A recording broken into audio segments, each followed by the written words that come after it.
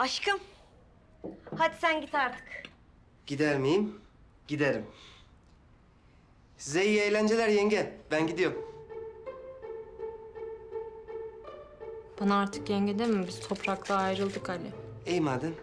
İyi eğlenceler ex yenge.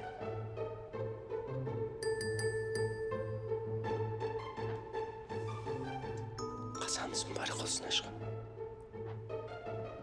Hadi Allah muzaffer etsin. Haydi.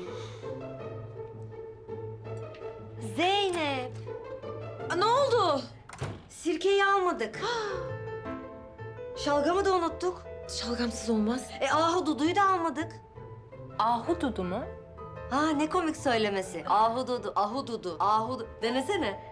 Ahududu, ahududu, Ahududu. ahududu. Neyse, ahududusuz kızlar gecesine asla izin veremem. Ahudusuz kız gecesi olmaz. Hadi Zeynep. Ya ne gerek var şimdi ahududuya, ahududuya? Ya Gonca bir ahududumuz olmasın mı?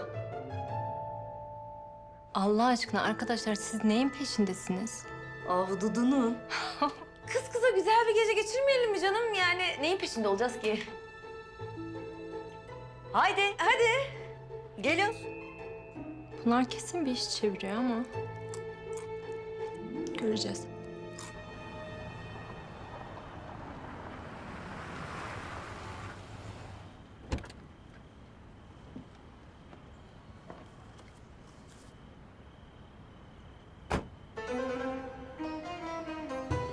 Bir şey lazım mı diye sormadık ki.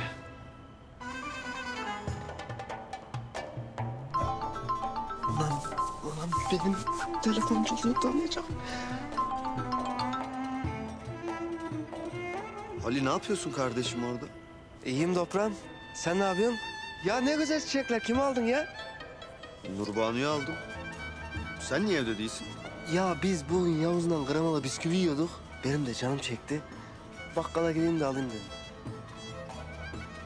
Sende bir haller var ama. Ya yok bende ne hal olacak ya. Bak sen şimdi eve gir. Ben bisküviyi alayım. Gelirim şimdi zaten. Sana alalım mı? Böyle ayırıyorsun ki ortasındaki sadece kremasını yiyorsun. Pek bir tatlı oluyor. Alma kardeşim alma. Sen hızlıca kendine al gel. Benim de çok vaktim yok. Erken çıkmam lazım. Tamam ben hemen geliyorum zaten. Hadi. Haydi.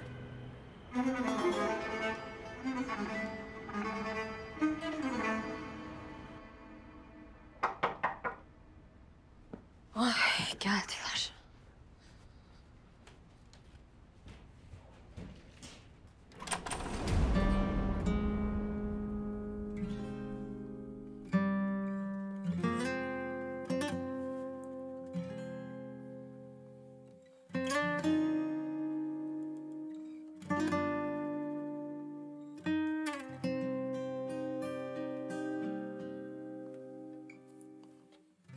Toprak.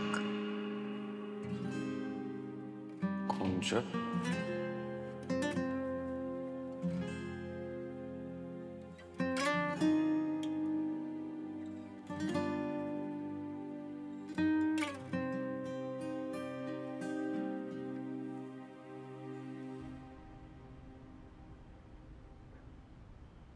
Ya bir şey soracağım sana. Sen Arda'yı neden dövdün? Ha? Ağzını yüzünü patlatmışsın çocuğun. Mosmor olmuş her yeri. Ha? Burnu yamulmuş, burnu. Ben öyle şeyler yapmadım. Tamam yani 2 tane yumruk attım. Hepsi o kadar. Bir de matah bir şeymiş gibi söylüyor ya. Ayıp.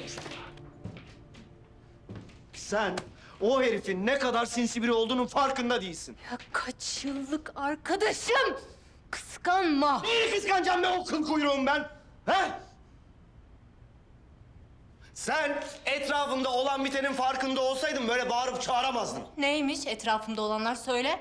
Söyle. Ben yaptığım her şeyi seni korumak için yapıyorum ya. Çünkü ben sana o kadar aşığım ki. Biri sana zarar verecek diye benim ödüm kopuyor, içim titriyor benim.